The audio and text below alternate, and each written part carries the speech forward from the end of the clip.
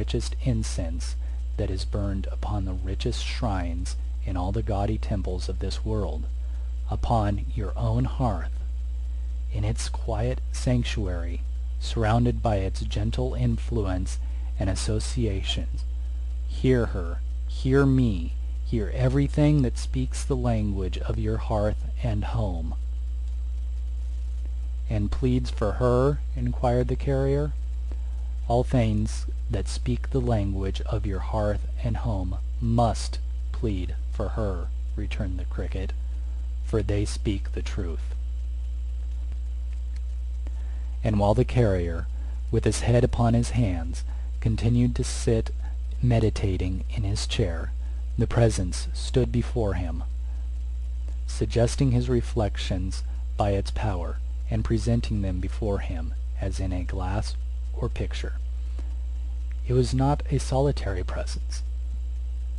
From the hearthstone, from the chimney, from the clock, the pipe, the kettle, and the cradle, from the floor, the walls, the ceiling, and the stairs, from the cart without, and the cupboard within, and the household implements, from everything and every place with which she had ever been familiar, with which she had ever entwined one recollection of herself in her unhappy husband's mind, fairies came trooping forth, not to stand beside him as the cricket did, but to busy and bestir themselves, to do all honor to her image, to pull him by the skirts and point to it when it appeared, to cluster round it and embrace it, and strew flowers for it to tread on, to try to crown its fair head with their tiny hands, to show that they were fond of it and loved it,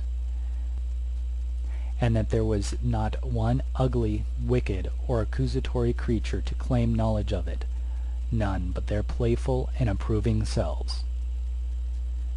His thoughts were constant to her image. It was always there. She sat plying her needle before the fire and singing to herself, such a blithe, thriving, steady little dot. The fairy figures turned upon him all at once, by one consent, with one prodigious, concentrated stare, and seemed to say, "Is this the light wife you are mourning for?" There were sounds of gaiety outside, musical instruments and noisy tongues, and laughter. A crowd of young merrymakers came pouring in, among whom were May Fielding and a score of pretty girls. Dot was the fairest of them all, as young as any of them too. They came to summon her to join their party. It was a dance. If ever little feet were made for dancing, hers were, surely. But she laughed and shook her head, and pointed to her cookery on the fire, and her table ready spread, with an exulting defiance that rendered her more charming than she was before. And so she merrily dismissed them, nodding to her would-be partners, one by one as they passed out, with a comical indifference, enough to make them go and drown themselves immediately if they were her admirers. And they must have been so, more or less. They couldn't help it. And yet indifference was not her character. Oh no, for presently there came a certain carrier to the door, and bless her, what a welcome she bestowed upon him. Again the staring figures turned upon him all at once, and seemed to say, "Is this the wife who has forsaken you?"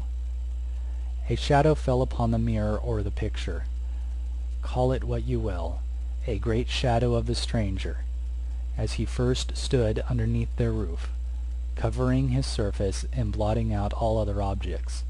But the nimble fairies worked like bees to clear it off again, and Dot again was there, still bright and beautiful, rocking her little baby in its cradle, singing to it softly, and resting her head upon a shoulder which had its counterpart in the musing figure by which the fairy cricket stood. The night, I mean the real night, not going by fairy clocks, was wearing now, and in this stage of the carrier's thoughts the moon burst out and shone brightly in the sky, Perhaps some calm and quiet light had risen also in his mind, and he could think more soberly of what had happened. Although the shadow of the stranger fell at intervals upon the glass, always distinct, and big, and thoroughly defined, it never fell so darkly as at first.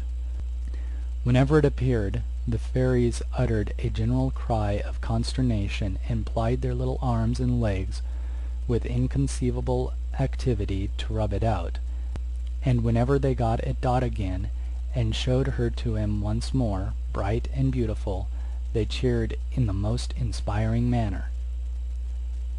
They never showed her otherwise than beautiful and bright, for they were household spirits to whom falsehood is an annihilation, and being so, what Dot was there for them but the one active, beaming, pleasant little creature who had been the light and sun of the carrier's home.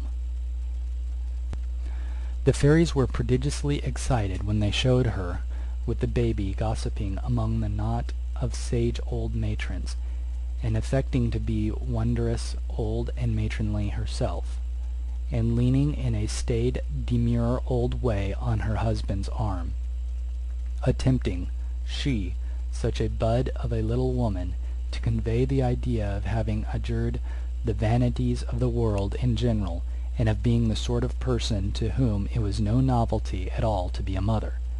Yet, in the same breath, they showed her, laughing at the carrier for being awkward, and pulling up his shirt-collar to make him smart, and mincing merrily about the very room to teach him how to dance.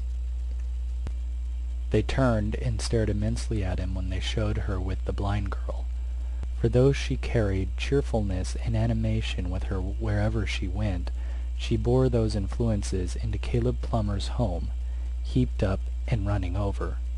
The blind girl's love for her, and trust in her, and gratitude to her, her own good busy way of setting Bertha's thanks aside, her dexterous little arts for filling up each moment of the visit in doing something useful to the house, and really working hard while feigning to make holiday, her bountiful provision of those standing delicacies, the veal and ham pie and the bottles of beer, her radiant little face arriving at the door and taking leave, the wonderful expression of her whole self, from her neat foot to the crown of her head, of being part of the establishment, a something necessary to it, which it couldn't be without.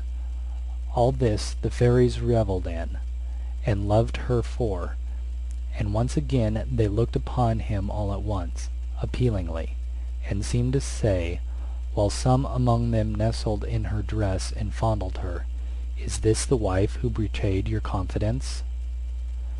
More than once, or twice, or thrice, in the long thoughtful night, they showed her to him sitting on her favorite seat, with her bent head, her hands clasped to her brow, her falling hair, as he had seen her last, and when they found her thus, they neither turned nor looked upon him, but gathered close round her, and comforted and kissed her, and pressed on one another to show sympathy and kindness to her, and forget him altogether.